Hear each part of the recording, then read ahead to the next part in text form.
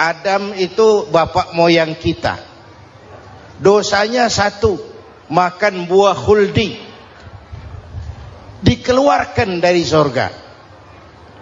Kita dosanya banyak, kepengen masuk, nggak nyambung.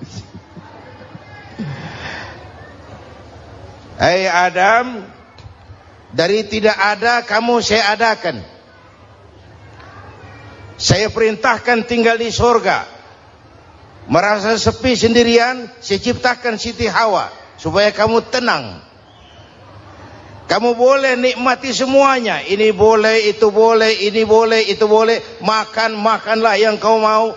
Minum, minumlah yang kau suka. Pakai, pakailah yang kau senang. Satu yang saya minta, jangan dekati pohon khuldi. Itu kau tidak sanggup, keluar. Diusir dari surga. Sujud Nabi Adam. Kata riwayat 40 tahun sujud. Membaca Rabbana zalamna anfusana wa illam taghfir lana wa tarhamna lanakunanna minal. Itu namanya istighfarnya Nabi Adam. Istighfar itu kan mengucapkan astagfirullah, basmalah, membaca bismillah. Jangan kayak teman saya disuruh banyak-banyak baca istighfar, benar-benar dia baca istighfar, istighfar, istighfar. Bukan itu maksudnya. Nah, maka salah satu amalan yang sangat dianjurkan di bulan Muharram ini memperbanyak istighfar. Tidak ada orangnya yang tidak. Ayo jujur, ini yang kumpul di sini ini semua, ada nggak yang nggak punya dosa? Yang merasa nggak punya dosa, ayo ke depan. Ada? Tidak ada. Setiap kita, entah kecil entah besar, sengaja terlupa, pasti mempunyai yang namanya khilaf dan salah.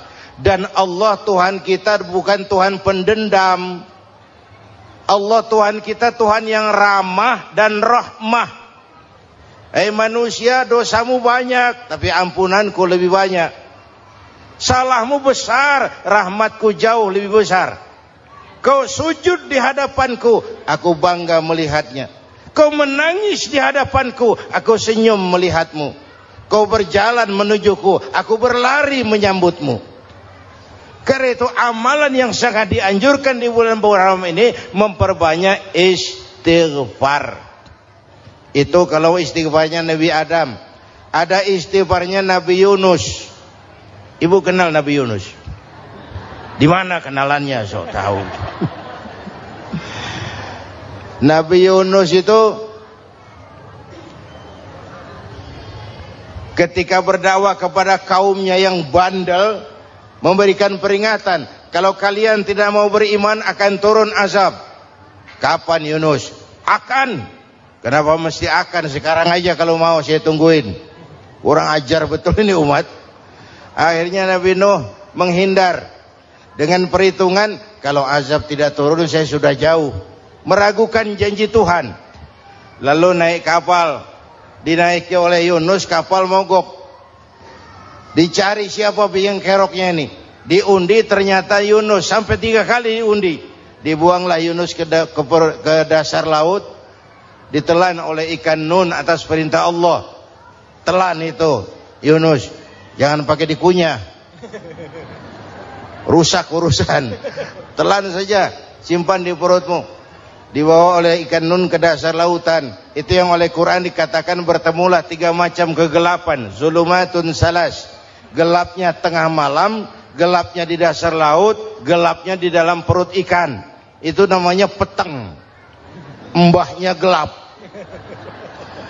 Di perut ikan itulah Nabi Nuh sadar akan kesalahannya, meragukan janji Allah, meragukan janji Allah. Ia sujud di dalam perut ikan itu, membaca la ilaha illa anta subhanaka inni kuntu. Itu istighfarnya Nabi Yunus. Dibacakan istighfar begitu, ikan sakit perut pak. Di dasar laut kemana mau cari apotik? Dia naik ke permukaan, memuntahkan isi perutnya. Nabi Yunus keluar dengan selamat. Itu pun terjadi pada hari ke-10 bulan Muharram. Istighfar intinya itu. Itu amalan utama bulan Muharram, memperbanyak istighfar. Allah selamatkan Nabi Nuh dari bahtera banjir yang luar biasa, 10 Muharram. Allah selamatkan Nabi Ibrahim dari pembakaran Raja Namruz, 10 Muharram. Setelah Nabi Ibrahim itu menghancurkan berhala-berhala, Abrahat pulang mau ibadah, lihat Tuhannya berantakan, marah besar. Siapa yang menghancurkan Tuhan-Tuhan kita ini? Ada yang lapor, kami lihat Ibrahim. Tangkap. Belum ada bukti. Tangkap dulu yang penting. Bukti belakangan. Tangkap. Wah, dikerahkanlah aparat. Tangkap Nabi Ibrahim. Disidang langsung oleh Abrahat. Oleh Namruz maksud saya. Ibrahim, kau yang menghancurkan berhala-berhala kami ini, Tuhan-Tuhan kami. Siapa bilang? Ada yang lapor. Saya dengar enggak semua berhala itu hancur. Ada yang paling besar, angkat tangan, saya lihat ada kampak di tangannya. Barangkali yang besar itu iseng tuh, yang kecil-kecil dikampakin. Tanya aja sama dia, kamu gila? Kenapa? Masa kami disuruh nanya berhala? Nggak bisa jawab. Nggak bisa jawab. Lah kenapa disembah? Lebih gila mana sih? Tahu nggak bisa jawab kenapa disembah? Kurang ajar kamu Ibrahim. Bakar, dibakar. Ketika Ibrahim dilempar ke kobaran api yang menggunung, Allah perintah api, ya naru kuni bardan wa salaman ala Ibrahim. Hai api, dinginlah sampean. Api Madura waktu itu, Pak. Hai api, dinginlah sampean, selamatkan Ibrahim. Api tunduk kepada perintah Allah. Ibrahim masuk ke kobaran api, selembar rambut pun tidak terbakar. Kenapa? Apinya tunduk kepada perintah Allah. Kenapa? Karena Ibrahim orang yang takut kepada Allah. Api tunduk kepada perintah Allah. Kalau kita baca ayat itu, masuk ke api, mateng. Sudah hadirin yang saya muliakan, oleh karena itu selamatnya Ibrahim dari pembakaran Raja Namruz itu pun pada 10 Muharram, Yaumul Asyura, hari ke-10 dari bulan Muharram. Imedia. Bapak Ibu hadirin hadirat yang saya cintai, sebagian kecil tentang Nabi Adam, Nabi Ibrahim dan Nabi Yunus, tapi saya belum menceritakan tentang Nabi Nuh tadi. Mengulang kaji. Nabi Nuh salah seorang rasul yang masuk ulul azmi, 5 besar. Karena memang perjuangannya menggambarkan satu usaha yang ulet dan luar biasa. Beliau diberi umur 950 tahun. Lalu berdakwah selama 900 tahun. Sore, pagi, siang, malam, dapat pengikut tidak lebih 80 orang. Rata-rata 10 tahun satu. Kalau saya minta berhenti aja jadi nabi, Pak. Ustadz mana masih mau buka pesantren? 10 tahun buka pesantren, yang nyantri cuma 1. Pedagang mana yang masih mau dagang? 10 tahun dagang, yang beli 1. Pimpinan partai mana yang masih mau kampanye? 10 tahun buka partai, yang nyoblos 1. Bangkrut. Umatnya bandel, kurang ajar, durjana, bajingan, tengik. Umatnya Nabi Nuh ini kalau diceramahi, telinganya ditutup dengan tangannya. Nabi Nuh akhirnya rekes. Tuhan, siang malam saya berdakwah kepada umat ini. Tiap kali saya sampaikan dakwahmu, mereka tutup telinganya dengan tangannya. Alergi dengar ceramah. Apa itu ceramah? Non profit. Saudara-saudara, jadi mau kamu gimana, Nuh? Sudah Tuhan, habiskan saja orang kafir. Nanti kalau punya anak, anaknya pun kafir lagi. Lebih baik bapak moyangnya sikat habis. Biasanya kalau bapak kalong, anak kampret. Bapak nyolong, anak nyopet. Fotokopi gimana aslinya? Habiskan saja. Itu mau kamu Nuh? Iya. Oke. Nanti aku turunkan banjir Nuh. Buat kapal. Dengan apa saya harus buat kapal Nuh? Ya dengan kayu, kata Tuhan. Kayunya dari mana Tuhan? Ya dari pohon Nuh. Pohonnya belum ada Tuhan. Ya tanam dulu Nuh. Bikin kapal kayunya nanam pohon. Apa artinya? Perjuangan perlu kesabaran. Sukses itu ada prosesnya. Nggak bisa simsalabim abracadabra lalu kita mau sukses. Semua ada prosesnya. Walaupun kenyataannya begitu. Sukses banyak bapaknya, gagal itu yatim. Kalau kita sukses banyak yang ngakuin. Yang baru ketemu pakai manggil encing. Ketemu baru. Tapi sukses banyak bapaknya. Gagal yatim, nggak ada yang mau ngakuin kalau kita gagal itu. Udah bikin kapal dengan kayu di tengah kampung, bikin kapal ini. Bayangkan di tengah kampung bikin kapal, orang kafir makin menjadi-jadi. Lihat Nuh, kenapa? Makin sarap. Bikin kapal di tengah kampung mau belayar kemana? Tuh lihat, kalau orang nggak tahu tujuan, mountain setengah jalan. Proses yang dinilai bukan finalnya. Ya kayak gitu kesimpulannya. Saya enaknya sendiri. Bikin kapal. Kapal mendekati selesai. Ini orang kafir rame-rame datang ke kapal Nuh. Mau apa? Buang najis. Sakit perut berangkat ke kapal Nabi Nuh. Nongkrong. Dapat 2-3 tumpuk pulang. Lantai kapal dengan najis manusia. Inilah perjuangan. Bukan jalan raya lurus bertabur bunga di kanan kirinya. Banyak ondak dan duri, fitnah, caci maki, antipat, segala macam. Nuh. Ada orang tua dasar kafir, kurang ajar, sudah stroke berangkat juga ke kapal Nuh. Mau buang najis, pincang-pincang digotong orang.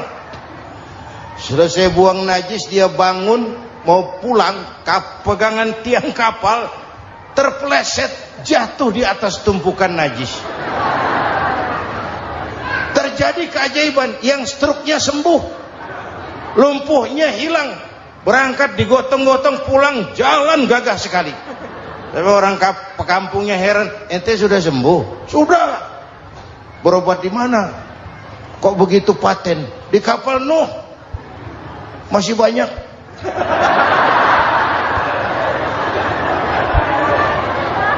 Yang berasa perlu obat bawa rantang. Ambil bersih lagi geladak kapal itu. Sudah selesai Nuh? Selesai. Oke, kau orang yang beriman bersamamu, binatang serba sepasang, naik Nabi Nuh, naik orang beriman, naik binatang serba sepasang. Ini cikal bakal penyelamatan manusia, Pak. Naiklah orang beriman, sudah naik semua, Nabi Nuh kontrol. Ini contoh buat kita, kontrol. Sudah naik semua teman-teman, sudah. Pemimpin yang baik bukan cuma terima laporan di belakang meja. Laporan itu yang mana juga bagus. Sama juga kampanye yang mana juga merdu. Kalau aja yang dihitung. Pernah ada calon bupati kampanye janji, kalau saya berhasil kita akan banyak bangun jembatan di daerah kita. Rakyat tanya, Pak, nggak ada sungai di kampung kita, Pak. Dia bilang, sungainya kita bangun sekalian. Udah kadung janji. Mana pula orang mau bangun sungai ini? Saudara-saudara, kontrol. Jangan cuma tunggu laporan di belakang meja. Semua laporan bagus. Ya Bu? Bu?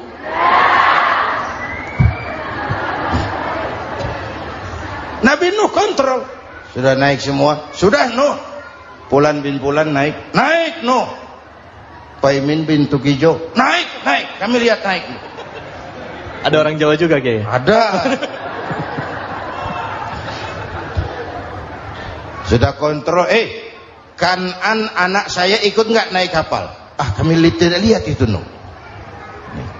Kan'an. Ini potret. Bapaknya aktif ke masjid, ibunya rajin ke majelis taklim, anaknya keleleran kemana-mana. Bukan di sini, di Prancis. Udah di sini insya Allah sama.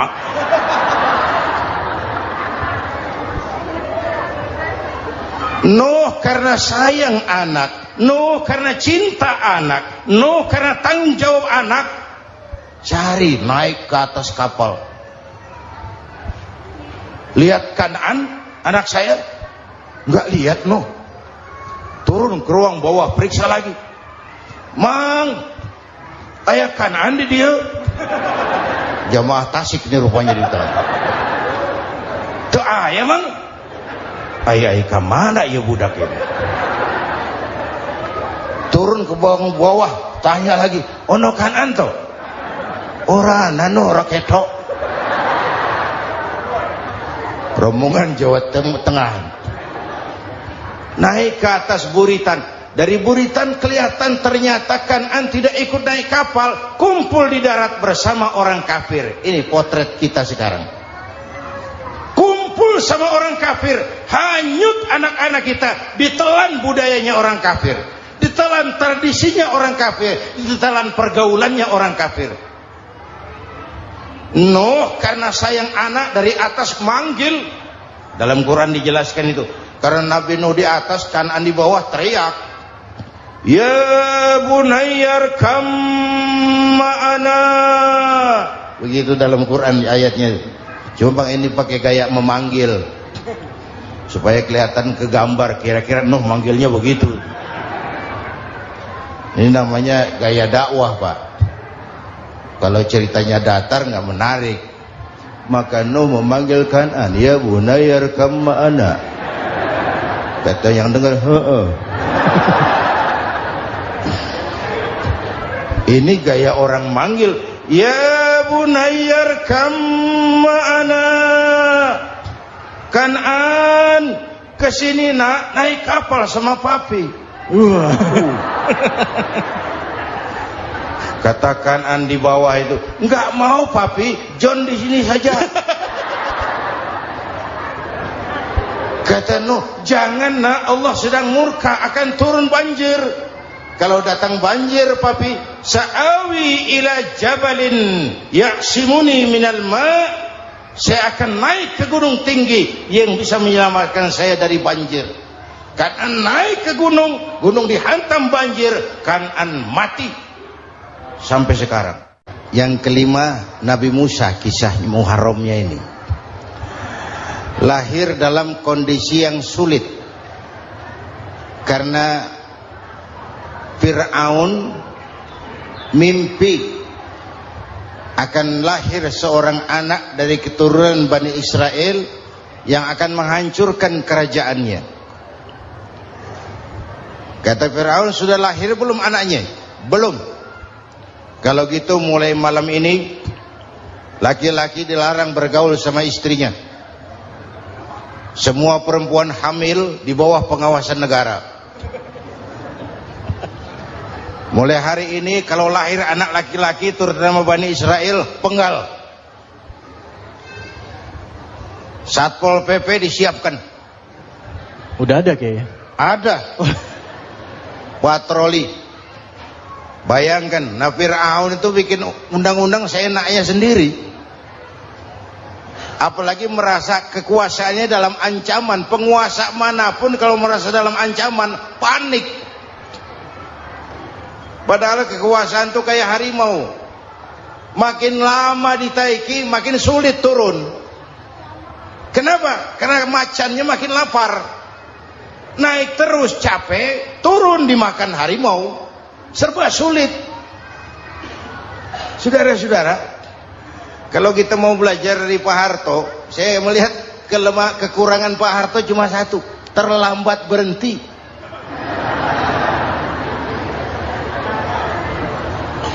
terlambat berhenti. Di sekelilinginya banyak tukang-tukang jilat, tukang-tukang semir. Pak, kalau tidak ada bapak kami bagaimana, Pak? Saudara hadirin yang saya hormati, maka sering saya ingatkan, temanmu yang sejati adalah teman yang membuat kamu jadi benar, bukan teman yang selalu membenarkan kamu. Berapa banyak pejabat-pejabat hancur karena selalu dibenarkan oleh lingkungannya. Bapak benar, Pak. Bapak bijaksana, Pak. Itu tepat, Pak. Benar. Buang angin pun kata kelilingnya, oh Bapak sehat. Temanmu yang sejati, teman yang bikin kamu jadi benar, bukan teman yang selalu membenarkan kamu. Bapak Ibu hadirin yang saya hormati, tapi kehendak Allah terjadi. Lahirlah Musa. Bayinya dihanyutkan di sungai Nil. Bayi sudah menderita, dihanyutkan di sungai Nil. Dan akhirnya besar di lingkungan istana Fir'aun. Diriwayat oleh Ratu Aisyah, perempuan Fir'aun, setelah mulai berjuang, terjadilah itu. Musa dan pengikutnya dikejar oleh Fir'aun. Sampai di tepi laut, Allah wahyukan Musa, lempar tongkatmu ke laut. Dalam kondisi darurat, mukjizat tiada jalan. Kondisi darurat. Kalau tidak, mukjizat itu maunya Allah, bukan maunya Nabi.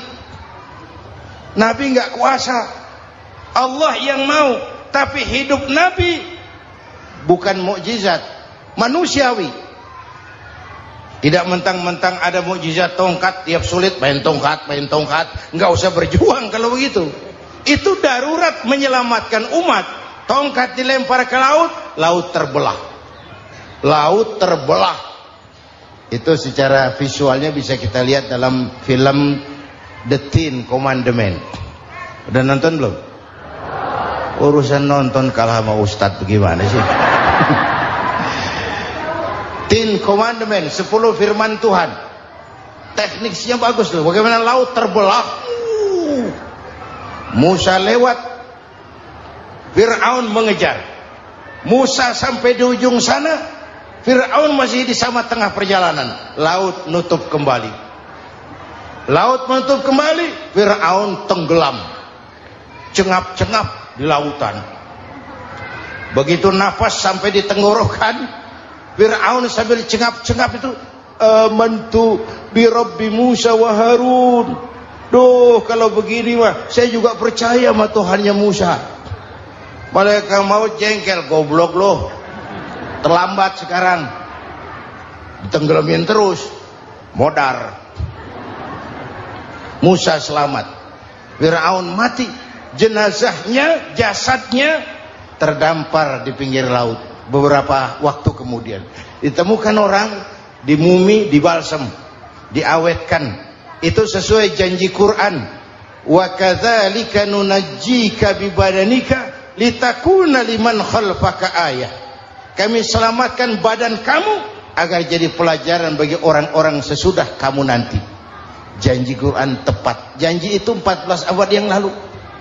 Jasad Fir'aun ditemukan, dimumi, diawetkan, dibalsem di bawah nama Farao Ramses II. Sekarang tersimpan di Museum Negara di Mesir. Kapan-kapan nanti ibu main ke Mesir, mampir. Naik ojek paling berapa itu? Oh, orangnya tinggi, hidungnya mancung, pokoknya pantaslah jadi Fir'aun. Selamatnya Musa di kejaran Fir'aun di ujung sana itu terjadi pada hari ke-10 bulan Muharram, yang oleh orang Nasrani diperingati dengan hari raya Paskah. Mereka melaksanakan puasa, mensyukuri nikmat keselamatan dari kejaran Fir'aun. Makanya kalau kita ikut puasa di bulan Muharram, bukan mengikuti syariatnya Nasrani, salah. Karena Nabi mengajarkan, itu sumbernya. Bukan ikutan sama ibadahnya Israel. Tapi memang agama ini kan merupakan mata rantai. Datang Rasul baru melengkapi Rasul sebelumnya, datang Rasul baru melengkapi Rasul sebelumnya. Mata rantai yang berkaitan. Setelah Muhammad selesai, selesailah tugas Nabi dan Rasul. Selesailah misi Nabi dan Rasul. Tidak ada Nabi lagi sesudah Nabi Muhammad. Itu harga mati, titik. Gak ada kompromi. Siapapun sekarang ini nggak datang ngaku jadi Nabi, wajib tidak percaya. Wajib tidak percaya. Tapi kaitannya memang kita bilang Nasrani, orang bahasa Arab, bahasa Ibraninya Nazaret, Nasiroh, Nazaret. Itu beda dialek. Kita Daud, dia David.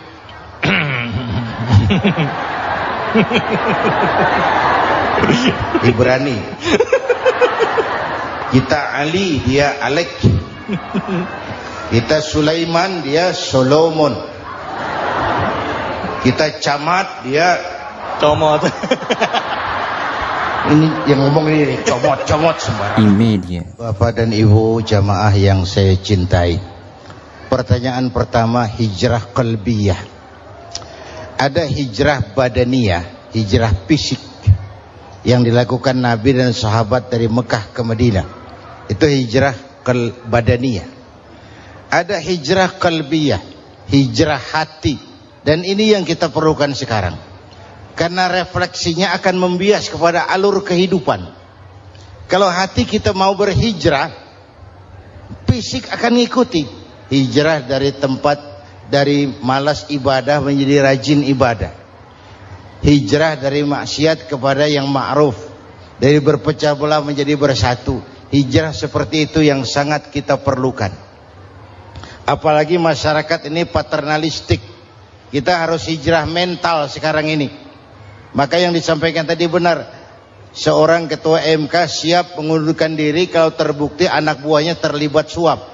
Itu walaupun siap, tapi sudah angin segar buat rakyat. Bahwa masih ada banyak insya Allah pejabat kita yang punya harga diri. Walaupun ada juga pejabat kita yang muka tembok, kulit badak, kuping kebo. Muka tembok, kulit badak, kuping kebo. Biasanya kalau kereta api tabrakan di negara-negara maju, Menteri Perhubungannya mundur. Di kita petugas palang pintu dipecat. Jauh sekali menteri sama petugas palang pintu. Yang benar-benar diadili yang krocok-krocok, kopral-kopral gitu. Padahal hadisnya jelas, ar-rashi wal murtashi finnar. Yang nyuap dan yang nerima suap, dua-duanya neraka. Kasus potret belakangan ini, yang nerima suap, yang diuber, yang nyuap aman, yang nyuap aman, yang korupsi pajak dikecil-kecilin, yang ngemplang pajak aman.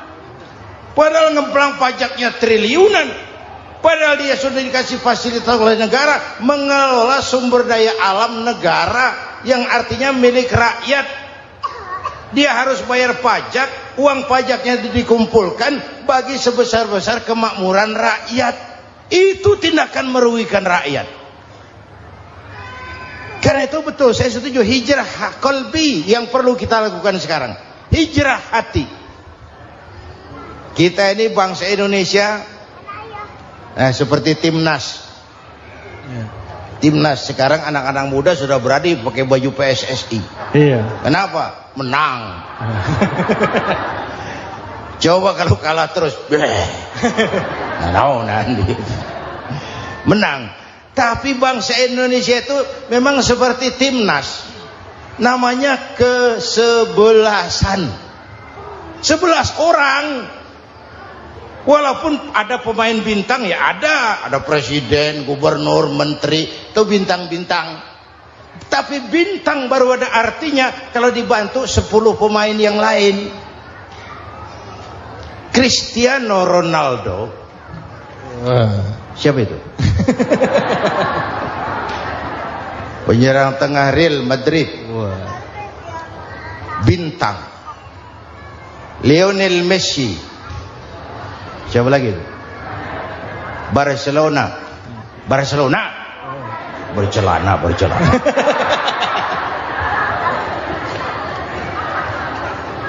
Michael Rooney, bintang Manchester United. Ronaldo baru bintang, Messi baru bintang kalau ada 10 pemain yang lain. Bagaimanapun hebatnya Cristiano Ronaldo, kalau sendirian lawan satu kesebelasan, babak belur.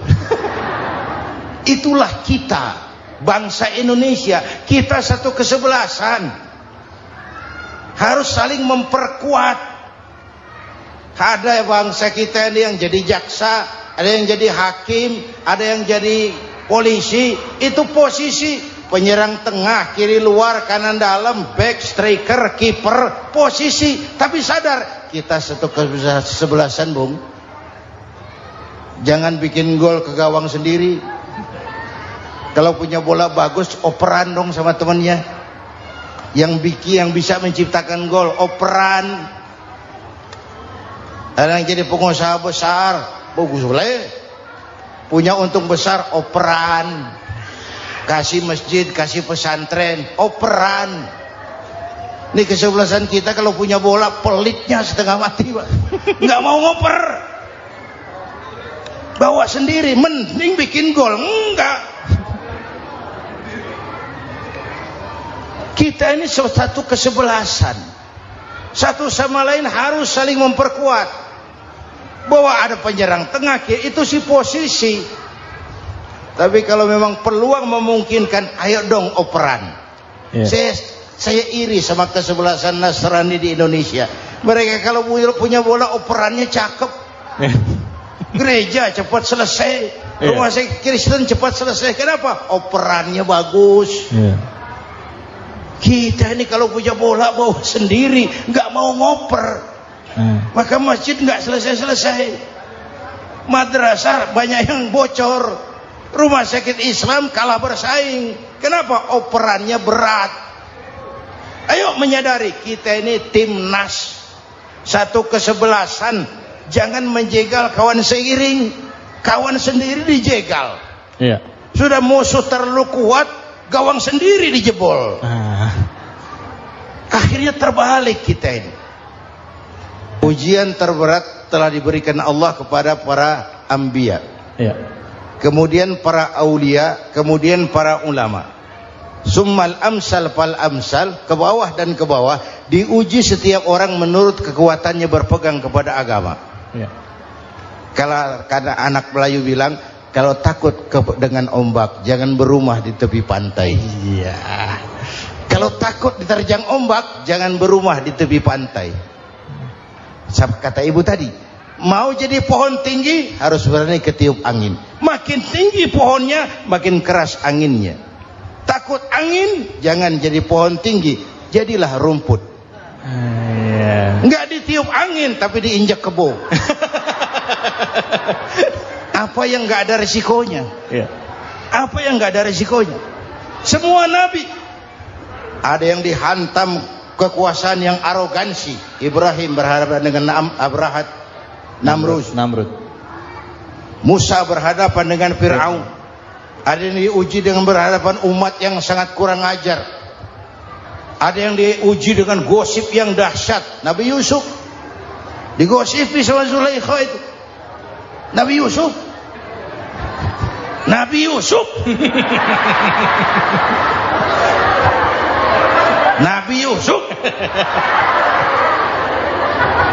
Yang namanya gosip itu kan menyebarkan keburukan orang. Kalau benar saja hukumnya ghibah. Kalau salah hukumnya fitnah. Fitnah lebih bahaya dari pembunuhan. Benarnya ghibah, salahnya fitnah. Saudara hadirin yang saya hormati, jadi resiko itu biasa. Tidak ada yang tanpa resiko. Kalau takut ombak, jangan berumah di tepi pantai. Tinggal bagaimana kita menyikapinya. Kalau kita dewasa, ini bagian ibadah saya kurang. Mungkin karena dia omongin orang, tambah pahala saya. Mungkin karena dia omongin orang, tambah pahala saya. Maka saya ngadepi gosip sepatah pun saya nggak ngomong. Saya cicing wae cicing. Saya percaya masyarakat tuh punya filter. Amin. Saya percaya Tuhan tuh nggak tidur. Kemudian melahirkan kita ke alam dunia ini, secara biologis bahan kita sama, dan tidak itu yang menentukan ketinggian